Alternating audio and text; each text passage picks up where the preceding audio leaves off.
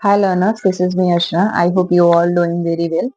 So अभी तक मैंने जितने भी सेशन लिए हैं वो आपके पर्टिकुलर सेकंड पेपर के सेशन हुए थे, यानी होम साइंस सेकंड पेपर का सेशन अब मैंने लिया है, जिसमें मैंने आपको 300 पर प्लस क्वेश्चन कवर कराया है विद डिटेल एक्सप्लेनेशन। सो आज जो हमारा सेशन रहेगा वो पेपर फर्स्ट का रहेगा, जिसमें मैंने आपको हायर एजुकेशन से लेकर के आईसीटी बेस्ड क्वेश्चन डाले हैं। इसमें साथ ही साथ एनवायरमेंटल एजुकेशन जो है हमारे पढ़ते हैं उसको भी मैंने उससे रिलेटेड भी क्वेश्चन इंक्लूड किए हैं। रिसर्च के क्वेश्चन मैंने इंक्लूड किए हैं। सो आप मैं इसे आप आज जो है हम फर्दर इसमें आंसर सॉल्व करते जाएंगे। इसका जो डिटेल सेशन होगा वो मैं नेक्स्ट वीक में आपको प्रोवाइड करूंगी। सो मेरा एक और मैसेज है उन स्टूडेंट के लिए जो बेसिकली अपने क्वेश्चन को आंसर शीट से मैच कर लिए हैं और जिन्हें ये एक आइडिया हो गया है कि उनका इस बार नेट या जेआरएफ नहीं हो रहा है, तो मुझे नहीं लगता कि वो अपना समय इस तरीके से वेस्ट कर सकते हैं। वो अपने प्रिपरेशन को स्टार्ट कर सकते हैं और ताकि एक समय में एक राइट समय में अपने सिलेबस को खत्म कर सकें, क्योंकि वी ऑल नो कि जो नेट का सिलेबस है वो बहुत ब्रॉड है। आप जितना भी पढ़ के जाएंगे उसमें आपके लिए कम ही होता है। सो आप एक आपके पास समय है। आप यदि आपको एक आइडिया लग गया है कि आपका जो है इस बार नेट नहीं हो रहा है, तो आप एक समय से अपना कोर्स अपना स्टार्ट करें और उसको पढ़ना स्टार्ट कर दें। So let's start with the very first question. I think everything is fine, audio video. So let's start with the very first question. यहाँ पे मैच द कॉलम है जिसमें आपको लिस्ट फर्स्ट गिवन है, जिसमें कमीशन है एंड कमिटीज है, और इधर आपके लिस्ट सेकंड में चेयरपर्सन है। तो इन्हें हमें जो है मैच करना है। ऑप्शन गिवन है आपके यूनिवर्सिटी एजुकेशन कमीशन जो बेसिकली आया था 1948 से 1949 में। संस्कृति कमीशन, एजुकेशन कमीशन जो हमारा आया था 1964 से 96 सॉरी हाँ यस 1964 से 66 में। एंड नेक्स्ट आपका है committee on higher education for rural area जो आया था 1954 में। तो यहाँ पे चेयरपर्सन गिवन है वो कि जिन्होंने उन चेयरपर्सन का नाम गिवन है यहाँ पे जिन्होंने ये कमीशन या कमेटीज की स्थापना की थी, जिन्होंने इसका प्रपोजल रखा था। यूनिवर्सिटी एजुकेशन कमीशन जो हमारा 1948 में आया था वो बेसिकली आया था एस राधा कृष्णन के द्वारा। संस्कृति कमीशन जो आई थी वो आई थी सुनीति कुमार चैटर्जी के द्वारा। ये बेसिकली जो आया था वो सुनीति कुमार चैटर्जी के द्वारा लाया गया था। Education commission we all know 64 to 66 में आया था, जो डीएस कोसारी के द्वारा लाया गया था। And committee of higher education जो रूरल एरिया के लिए लाया गया था वो लाया गया था हमारा केएल सिरमल्ली के द्वारा। सो जो आपका ऑप्शन करेक्ट होगा that is the third number option आपका करेक्ट होगा। Next one is identify the correct order of following information about a research article according to APA style of writing general article difference. यानी जो APA style है यानी American psychological association जो writing style reference में basically हम लोग use करते हैं, उसमें सिक्वेंसली हमें अरेंज करना है कि कौन कौन सा जो है आता है आपका। पहले तो हम जाने कि रेफरेंस क्या होता है। रेफरेंस जब भी हम कोई रिसर्च पेपर लिखते हैं तो उस जो भी हम डाटा सेकेंडरी डाटा यूज किए हैं या प्राइमरी डाटा यूज किए हैं या किसी के द्वारा हमने कोटेशन लिया है, तो उन्हें हम रेफरेंस में इन टेक्स्ट साइटेशन करते हुए हम रेफरेंस में भी उन्हें साइट करते हैं कि ये डेटा मैंने इन जगहों से लिया है, इस वेबसाइट से लिया है, इस न्यूज़पेपर से या इस आर्टिकल से लिया है। अब इसमें आ जाता है कि स्टाइल्स होते हैं, यानी एपीए स्टाइल होता है हमारा, एमएलए स्टाइल होता है, शिकागो होता है, इस तरीके के स्टाइल होता है। ये जो राइटिंग स्टाइल्स हैं एक जो आर्टिकल लिखने के या फिर बुक लिखने के या फिर जो आप डेजिटेशन बनाते हैं उसमें जो यूज किया जाता है रेफरेंसेस, इसका मैं डिटेल एक आपके लिए सेशन ले आऊंगी जिसमें मैं डिटेल आपको समझाऊंगी। एपीए स्टाइल में बेसिकली ऑथर का लास्ट नेम पहले होता है, फिर ऑथर का फर्स्ट नेम होता है एंड ऑथर का ने जो पब्लिकेशन किए हैं वो ईयर होता है, उसके बाद टाइटल होता है एंड देन जहां से उसने जिस जर्नल से उस सोर्स को लिया है, जिस वेबसाइट से लिया है उसको मेंशन करते हैं और लास्ट में हम डीओआई को यानी डिजिटल ऑब्जेक्ट आइडेंटिफायर को मेंशन करते हैं। लेकिन हमारे पास अभी यहाँ पे टोटल 5 गिवन है, तो हम इसी में से इसे सिक्वेंसली अरेंज करेंगे। इसमें जो आपका फर्स्ट नंबर पे आएगा वो ईयर ऑफ पब्लिकेशन आ जाएगा, टाइटल ऑफ आर्टिकल आ जाएगा एंड टाइटल ऑफ आर्टिकल आ जाएगा एंड एंड आपका आ जाएगा name of journal and volume number and आपका लास्ट में आ जाएगा डिजिटल ऑब्जेक्ट आइडेंटिफायर। सो जो आपका ऑप्शन करेक्ट होगा that is the second number, यानी फर्स्ट नंबर पे हमारा आ जाएगा this one and second number पे आपका टाइटल आ जाएगा, थर्ड आपका आ जाएगा इसमें name of journal and volume आ जाएगा एंड सबसे लास्ट में हमारा आ जाएगा 5 नंबर पे दिस वन। नेक्स्ट क्वेश्चन है, आज मैंने क्वेश्चन जो है बाइलिंगुअल रखे हैं, यानी आपको हिंदी और इंग्लिश दोनों में क्वेश्चन मिलेंगे। सो मैं आपके लिए क्वेश्चन पढ़ दे रही हूँ। जनरल लेख संदर्भ लिखने की एपीए शैली के अनुसार एक शोध लेख के बारे में निम्नलिखित जानकारी के सही क्रम लिखिए। यहाँ पे आपके ऑप्शन गिवन है। Which of the following concept are related to mass communication. सबसे पहले हम ये समझ लें कि मास कम्युनिकेशन होता क्या है। उससे पहले हम ये समझे कम्युनिकेशन बेसिकली क्या होता है। कम्युनिकेशन विच मीन्स जब भी हम कम्युनिकेट करते हैं किसी दूसरे पर्सन से, यानी अपने मैसेज को ट्रांसमिट करते हैं, अपने मैसेज को दूसरे तक पहुंचाते हैं, ये हमारा कम्युनिकेशन हो गया, और उसके मैसेज को हम सुनते हैं, ये हमारा कम्युनिकेशन हो गया। मास कम्युनिकेशन में क्या होता है, इसमें पॉपुलेशन बहुत लार्ज होती है, हेट्रोजेनियस पॉपुलेशन होती है। इसमें पॉपुलेशन हमारा 10 साल का एक बच्चा भी हो सकता है, 20 ईयर की वुमेन भी हो सकती है, 50 ईयर का कोई मेन भी हो सकता है हमारा। तो ये जो मास कम्युनिकेशन होता है, इसमें हेट्रोजेनियस पॉपुलेशन होती है, यानी इसमें कोई एज का बैरियर नहीं, किसी मीडिएटर का बैरियर नहीं होता है। आप किसी भी मीडिएटर से अपने मैसेज को ट्रांसमिट करते हैं और वो मास लेवल पे एक साथ सबको मैसेज को पहुंचाया जाता है। इसमें जो लैक्स होते हैं, यानी जिसकी कमी होती है, वो बेसिकली होती है फीडबैक की। इसमें मास कम्युनिकेशन में बेसिकली फीडबैक नहीं मिलता है, या कभी-कभी फीडबैक आने की संभावना होती है। इसमें जो आपका ऑप्शन गिवन है वो है global village, medium in the message, the extension of man, pop cultural profit. जो इसमें आपका ऑप्शन करेक्ट होगा वो होगा ए बी सी, यानी डी से हमारा इसका कोई कनेक्शन नहीं है, डी का कोई नहीं होता है। ग्लोबल विलेज होता है, medium of the message and extension man होता है, यानी मनुष्य का विस्तार। As you can see Hindi में भी मैंने ये दिया है। निम्नलिखित में से कौन सी अवधारणा जनसंचार से संबंधित है। वैश्विक गांव, माध्यम संदेश, मनुष्य का विस्तार। इसमें जो आपका ऑप्शन नहीं होगा that is the D number.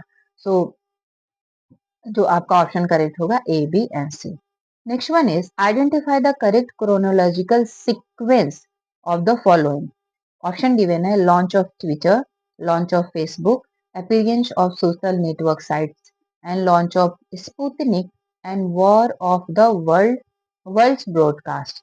Hindi में भी मैं आपके लिए पढ़ दे रही हूँ। निम्नलिखित में से कौन सा सही कालानुक्रमिक क्रम पहचाने। Twitter, Facebook, social networking site, Sputnik and war of the world प्रसारण।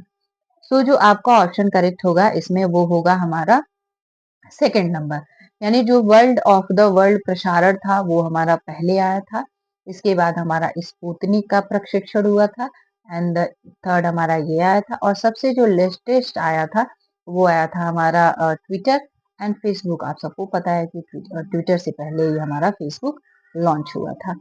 Next question is the content of स्वयं Prabha channel 11 with the them of social science and humanities are provided by।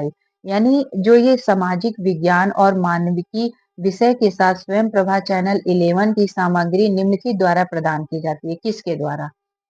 CEC new Delhi के द्वारा, IGNOU new Delhi के द्वारा, IIT Delhi के द्वारा। तो ऐसा कुछ नहीं है, आईआईटी मद्रास भी नहीं प्रोवाइड करता है, सीईसी भी नहीं। जो प्रोवाइड करता है वो इग्नू प्रोवाइड करता है, जो हमारा दिल्ली में है। आपका जो ऑप्शन करेक्ट होगा that is the second number. The period when a communication network become inappropriate in refer to as क्या होता है? Time fit, up time, down time and load time. Hindi में भी मैं ये आपके लिए पढ़ दे रही हूँ। वह अवधि जब कोई संचार नेटवर्क निष्क्रिय हो जाता है क्या कहलाती है? समय उपयोग, अप टाइम, डाउन टाइम एवं लोड टाइम। जो आपका ऑप्शन करेक्ट होगा that is the down time. Next question is in the Kyoto Protocol, how much target was fixed for the reduction of the concentrations of greenhouse gases यानी GHGs below in 1990 level during the first first commitment period 2008 से 12 by state parties. सो इसमें basically कहा गया है कि Kyoto protocol में राज्य दलों द्वारा पहली प्रतिबंधित अवधि 8 और 12 के दौरान ग्रीन हाउस गैसों जो कि सांद्रता को 1990 के स्तर से कम करने के लिए कितना लक्ष्य निर्धारित किया गया था? 1.0%, नो।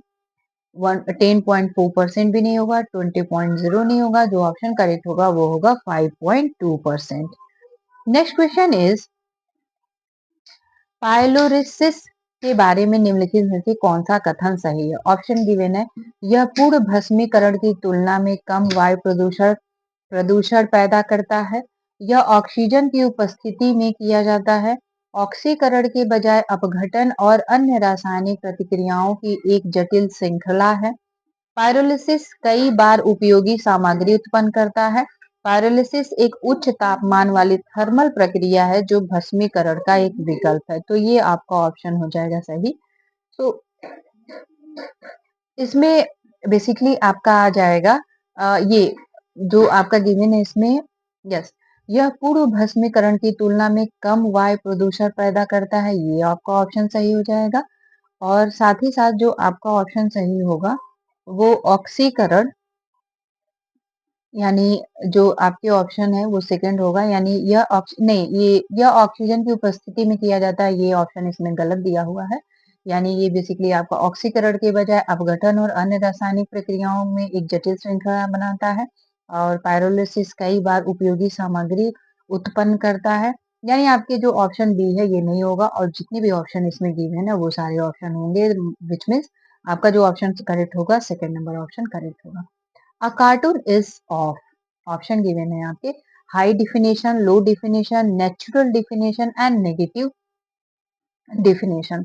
सो इसमें जो आपका आंसर करेक्ट होगा दैट इज द निम्न परिभाषा, उच्च परिभाषा, निम्न परिभाषा, तटस्थ एवं नकारात्मक। सो जो ऑप्शन ऑप्शन सही होगा वो होगा निम्न परिभाषा। आइडेंटिफाई द नॉन कम्युनिकेशन, एक मिनट,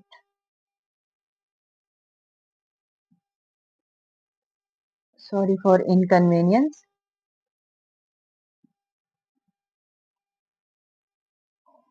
इसमें आपके नेक्स्ट क्वेश्चन जो हमारा 11th नंबर है वो है, identify the non parametric test use in statistical analysis.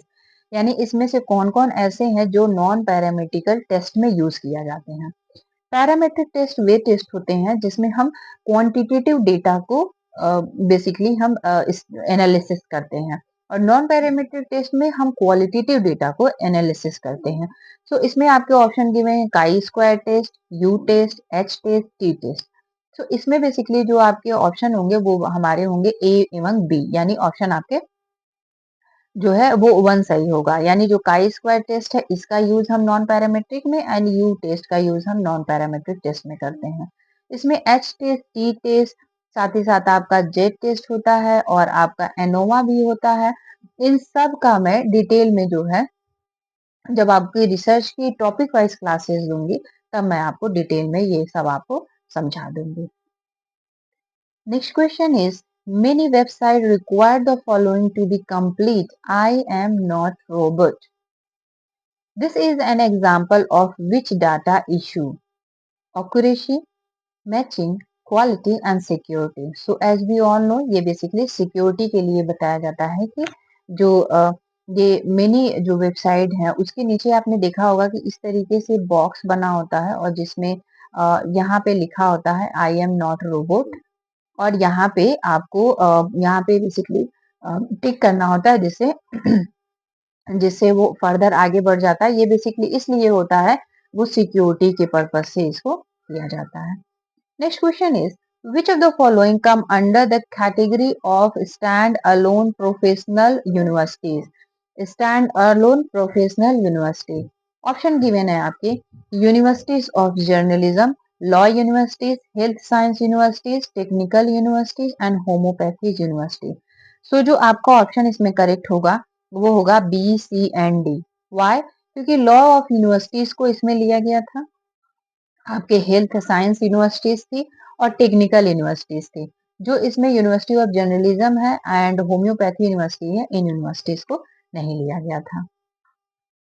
Next question given है, जीव विज्ञान कक्षा में एक शिक्षक कोशिका संरचना और कार्य के बारे में छात्रों की समझ और का आकलन करने के लिए एक रचनात्मक मूल्यांकन करना चाहता है। तत्काल फीडबैक के साथ इंटरेक्टिव क्विजेज बनाने के लिए निम्नलिखित में से कौन सा टूल सबसे प्रभावी होगा? गूगल फॉर्म, एडोब है, कहूत है, एंड दुस्साहस है, एंड कैमटाशिया है। तो इसमें बेसिकली हमारे ये गूगल फॉर्म भी आ जाएगा और कहूत भी आ जाएगा। तो इसमें जो आपका ऑप्शन करेक्ट होगा वो होगा A and B, both are correct for the interactive quizzes के लिए और तत्काल फीडबैक के लिए ये यूज किया जाता है। Next question is which of the following represents the epistemological orientation qualitative research को बेसिकली ये बता रहा है। ऑप्शन इसमें गिवन है, डिडक्टिविज्म, पॉजिटिविज्म, ऑब्जेक्टिविज्म एंड इंटरप्रेटिविज्म। तो जो आपका ऑप्शन करेक्ट होगा वो होगा हमारा व्याख्यावाद। Next question is which of the following electronic technologies is the key technology for making the fourth generation, यानी बेसिकली हमसे पूछ रहा है जो फोर्थ जनरेशन में आया था वो क्या था। ऑप्शन गिवन है आपके, transistor no, integrated circuit no, vacuum हमारा जो है फर्स्ट जनरेशन में आया था।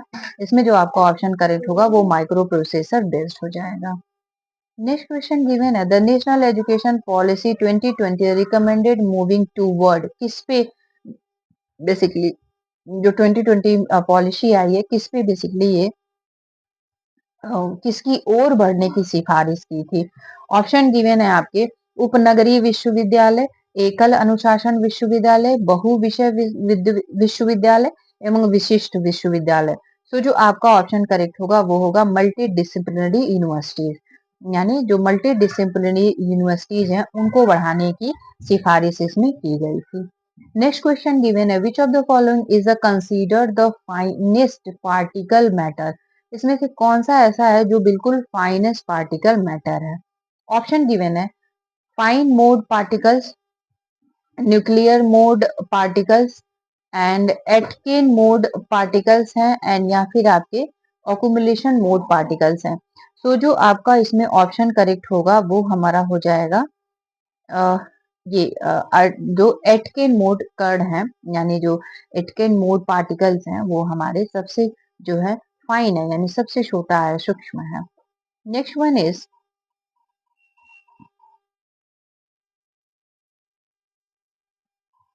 सॉरी स्टूडेंट, यहाँ थोड़ा मिस्टेक हो गया है, यानी इसमें जो ये न्यूक्लियस मोड कण है, तो मैं यहाँ से आपको इरेज कर दे रही हूँ। इसमें जो आपका ऑप्शन करेक्ट होगा that is the second number, यानी nucleation mode particles. Nucleation mode particle जो है वो आपका सबसे फाइनेस्ट माने जाते हैं। Next question is, the first foreign university to set up its campus GIFT city, जो बेसिकली गुजरात में है वो कौन सी है? London university, Queen university, Deakin university जो ऑस्ट्रेलिया में है, या मकाओ यूनिवर्सिटी। सो जो इसमें आपका ऑप्शन करेक्ट होगा वो होगा डीक यूनिवर्सिटी जो हमारी ऑस्ट्रेलिया में है। नेक्स्ट वन इज, भारतीय शास्त्रीय दर्शन के अनुसार किस वस्तु में संज्ञान पर आधारित ज्ञान का स्रोत जो कि किसी अन्य वस्तु के समान होता है, जो जानने वाले को पहले से ही ज्ञात होता है, उसे कहा जाता है। अब यहाँ पे आपके ऑप्शन है शब्दा, प्रत्यक्ष, अनुमान और उपमान। इन सब का जब मैं इंडियन क्लासिकल जब मैं क्लासेस लूंगी इंडियन क्लासिकल फिलोसफी की, तो उसमें मैं आपको डिटेल में इसको कवर कर दूंगी। तो अभी हम बेसिकली इसका आंसर ही समझेंगे, वो होता है हमारा उपमान, वो होता है उपमान। नेक्स्ट क्वेश्चन गिवन है, निम्नलिखित में से कौन बायोगैस है? मार्स गैस, दलदल गैस, उत्पादक गैस एंड कंपोस्ट गैस। तो इसमें एंड ग्रीस गैस। सो जो इसमें आपका ऑप्शन सही होगा वो होगा हमारा ए, बी एंड डी, यानी मार्स गैस, आपका मार्स गैस आ जाएगा, दलदल गैस आ जाएगा एवं कंपोस्ट गैस आ जाएगा, यानी जो उत्पादक गैस है या ग्रीप गैस है, इस तरह की ही गैसें नहीं आएंगी। तो जो इसमें आपका ऑप्शन करेक्ट होगा that is the first number option. Next question is, which of the following propositions is contradictory, हमें जो फोकस करना है वो contradictory to the propositions all cows are herbivorous. पहले हम ये बेसिकली पूछा है काई स्क्वायर ऑफ ऑपोजिशन, तो इस तरीके से ये पूरा बनता है बॉक्स, जिसमें ये जो एरिया होता है यानी जो ऊपर का पार्ट होता है ये हमारी कॉन्ट्राडिक्टरी हो जाती है, और नीचे जो होता है वो हमारी सब कॉन्ट्राडिक्टरी होती है, और साइड में जो बनता है वो ऑल्टरनेटिव होती है और सब ऑल्टरनेटिव होती है, और ये जो हमारा बनता है वो कॉन्ट्राडिक्टरी हो जाती है। अब इसमें हम इस तरीके से भी इसमें बनाया जाता है, या इधर से इधर या इधर से इधर। इसमें इसको मैं डिटेल में आपको जो सेशन में प्लान कर दी हूँ, जो आपको मंडे से मिलेंगे, उसमें मैं आपको पूरा डिटेल में समझा दूंगी। तो ये जो सिंबल होता है ये ऑल को रिप्रेजेंट करता है, ये नो को रिप्रेजेंट करता है, और ये जो होता है हमारा सम को रिप्रेजेंट करता है, और ये सम नॉट को रिप्रेजेंट करता है। क्वेश्चन पूछा है all cows are herbivorous, so all cows are हार और हार्बीवोरस आर काउज, ये तो होगा नहीं क्योंकि इसने कॉन्ट्राडिक्टरी पूछा है, यानी कॉन्ट्रेरी पूछा है, सॉरी कॉन्ट्रेरी पूछा है। तो कॉन्ट्रेरी में ऑल का हमेशा इसके साइड में जाता है, यानी ऑल विच मीन्स नो, तो यहाँ पे होगा नो काउ आर हार्बीवोरस। जिन बच्चों को नहीं समझ में आया है तो इसको समझने में थोड़ा समय लगता है, इसको मैं और अच्छी तरीके से आपको डिटेल जब सेशन लूंगी तो उसमें मैं और अच्छी तरीके से आपको समझा दूंगी कि बेसिकली कॉन्ट्रेरी, सब कॉन्ट्रेरी, सब ऑल्टरनेटिव एंड कॉन्ट्राडिक्टरी बेसिकली होता क्या है। अब यही क्वेश्चन यदि यहाँ से इस तरीके से पूछता तो ये हमारा सब ऑल्टरनेटिव, और यहाँ से यहाँ पूछता तो इसमें भी और सारे ऑप्शन है, विच मीन्स ये ऑलवेज हमेशा ट्रू होता है, और ये जो नीचे का है ये हमेशा फॉल्स होता है। ये डिटेल सेशन में मैं आपको समझा दूंगी। ऐना अपनी रसोई की मेज पर बैठती है और यह सोचने में सक्षम है कि उसे किराने की दुकान से क्या खरीदना है। वह अपनी क्षमता का प्रयोग करती है किस चीज को जानने में? रिकॉग्नाइज करना, रिसाइट करना, रिकॉल करना एंड मेमोराइज करना। So we all know recall करेगी, वो स्मरण करेगी। नेक्स्ट क्वेश्चन इज, जब हमारे द्वारा पहले सीखी गई सामग्री नई सीखी गई किसी चीज को याद करने में हस्तक्षेप करती है तो हस्तक्षेप है, कौन सा हस्तक्षेप है? ऑप्शन गिवन है आपके, पूर्व व्यापी निषेध, सक्रिय निषेध, ध्यान अवरोध एवं प्रतिक्रिया अवरोध। सो जो आपका ऑप्शन करेक्ट होगा दैट इज द सक्रिय निषेध, यानी आपके attention in habitation, attention in habitation. So next question is 26 number. As a mode of communication, drama has four forms from the Western perspective. They are, कौन कौन से इसमें हैं जो बेसिकली पश्चिमी दृष्टिकोण से नाटक के रूप में है? ऑप्शन गिवन है आपके, मैं हिंदी में भी क्वेश्चन पढ़ दे रही हूँ। संचार की एक विधा के रूप में पश्चिमी दृष्टिकोण में नाटक के चार रूप हैं, कौन कौन से हैं? ऑप्शन आपके गिवन है, एक ट्रेजेडी, कॉमेडी, गंभीर नाटक, मेलोड्रामा एंड चरित्र। तो इसमें जो आपका चरित्र नाटक है ये नहीं होता है, आपका जो होगा A B C and D. Option आपके गिवन है वो आपके हो जाएंगे first number option, that is the A B C and D. E नहीं होता है, चरित्र नाटक वहां पे पश्चिमी इसमें नहीं लिया जाता है। नेक्स्ट क्वेश्चन इज, कई अध्ययनों में जो लंबी अवधि तक चलते हैं, अध्ययन में भाग लेने वाले लोग छोड़ सकते हैं या आंतरिक वैधता के लिए निम्नलिखित में से खतरा का गठन करता है? परीक्षण, इंस्ट्रूमेंटल, मृत्यु दर, परिपक्वता, which means testing, instrumentation and mortality and maturation. So जो आपका इसमें ऑप्शन करेक्ट होगा दैट इज द मोर्टेलिटी, यानी मृत्यु दर। Next question is, which of the following is an example of natural climate forcing? So इसमें ग्रीन हाउस गैस गिवन है आपके, वोल्केनिक इरेप्शन गिवन है, लैंड यूज चेंजेस गिवन है, and आपका है ट्रोस्फोरिक एरोसेस, यानी ट्रोपोस्फेरिक एरोसेस। सो बेसिकली इसमें जो हमें ध्यान देने वाली बात है वो ये है कि प्राकृतिक जलवायु के बारे में ये पूछा है। तो ये जो होता है वो वोल्केनिक इरेप्शंस होते हैं, यानी जो ज्वालामुखी विस्फोटन है, ये आपका ऑप्शन हो जाएगा करेक्ट। नेक्स्ट क्वेश्चन गिवन है, identify the sequence of word A से ई तक, which means A B C D E given है। करेक्टली हमें फिल करना है इन ब्लैंक्स में, जो ये ब्लैंक्स गिवन है। मैं आपके लिए क्वेश्चन पढ़ दे रही हूँ। The following paragraph dash is a small amount of memory located of the CPU itself dash is a form of ROM that is commonly used in embedded embedded devices such as washing machine, smartphones, etc. Dash is a mainly used in a PC and personal computer to store the tiny OS called the BIOS, which means Basic Input Output System. Dash is a storage location scheme in the which secondary memory can be addressed as through it were part of the main memory. Dash is a type of very fast memory that is used to temporarily hold data about currently running program. Option आपके यहाँ पे given है ROM, RAM, cache memory, flash memory and virtual memory. So जो इसमें आपका option correct जाएगा वो हमारा जाएगा सेकेंड नंबर। वाई? क्योंकि पहले हम रखेंगे कैशे मेमोरी को, इस स्थान पे आ जाएगी हमारी कैशे मेमोरी यानी सी नंबर, एंड डी हम रखेंगे यहाँ पे यानी फ्लैश मेमोरी आ जाएगी, एंड फिर स्मार्ट एंड एक्सेट्रा इन सारी चीजों में हम बेसिकली यूज करते हैं रोम को, और यहाँ पे हमारी आ जाएगी, वो हो जाएगी हमारी E number which means virtual memory, and the सबसे लास्ट में हम आ जाएगा आपका रैम यानी रैंडम एक्सेस मेमोरी।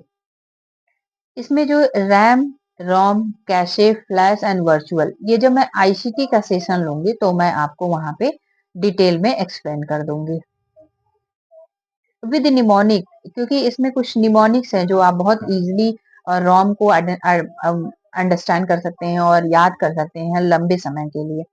रोम का बेसिकली फुल फॉर्म जो होता है रीड ओनली मेमोरी होता है, रैंडम एक्सेस मेमोरी होता है, कैशे आपको पता है स्पीड में फास्ट होती है, कॉस्ट इसकी अधिक होती है, फ्लैश मेमोरी होती है हमारी, एंड वर्चुअल मेमोरी होती है। नेक्स्ट क्वेश्चन इज सतत चरों को पहचाने। ऑप्शन गिवन है एक सिक्के के उछालों में प्राप्त पटों की संख्या, एक स्कूल में छात्रों का वजन, वस्तुनिष्ठ प्रकार की परीक्षा में छात्रों द्वारा प्राप्त अंक, एंड लास्ट ऑप्शन है कृषि क्षेत्र में पौधों की ऊंचाई। सो जो इसमें ऑप्शन करेक्ट होगा वो सिर्फ होगा हमारा B number and D number. इसमें ए एंड सी का कोई रोल नहीं है। सो जो आपके ऑप्शन करेक्ट होंगे वो होंगे wittiest of student in school, yes, and highest of plant in an agriculture field. So इसमें बेसिकली जो आपका B and C option correct होगा यानी हमारा फोर्थ नंबर ऑप्शन करेक्ट हो जाएगा। सो आज हम केवल 30 क्वेश्चन करेंगे पेपर फर्स्ट में। 31 नंबर क्वेश्चन से लेकर के ऑलमोस्ट मैंने और भी इसमें तकरीबन 100 क्वेश्चन तक मैंने एक तैयार किया हुआ है। सो बाकी जो 31 नंबर से क्वेश्चन होंगे वो हम इसका सेशन और इसकी प्रैक्टिस हम करेंगे कल। आई होप आपको वीडियो पसंद आए होंगे और आपको चीजें समझ आई होंगी, और मैंने जितने भी इसमें रिसर्च के पार्ट आपको रखे हैं अलग सेशन में टॉपिक वाइज डिस्क्राइब करूंगी, मैं टॉपिक वाइज आपको समझाऊंगी। सो आई होप आपको आज का सेशन अच्छा लगा होगा। अच्छा लगा होगा तो लाइक शेयर एंड सब्सक्राइब करिएगा, उन स्टूडेंट तक पहुंचाइएगा जो बेसिकली यूजीसी नेट एग्जामिनेशन का प्रिपरेशन कर रहे हैं या पीएचडी में एडमिशन के लिए प्रिपरेशन कर रहे हैं या किसी सिट के एग्जामिनेशन यानी जो स्टेट एलिजिबिलिटी टेस्ट होता है उस एग्जामिनेशन का प्रिपरेशन कर रहे हैं। तो so thank you, bye bye, and कल मिलते हैं एक नए सेशन के साथ, नए क्वेश्चन के साथ, सो दैट आप अपने जो भी आप प्रिपरेशन कर रहे हैं उसमें आप अपना 100% दे पाए। Thanks for watching.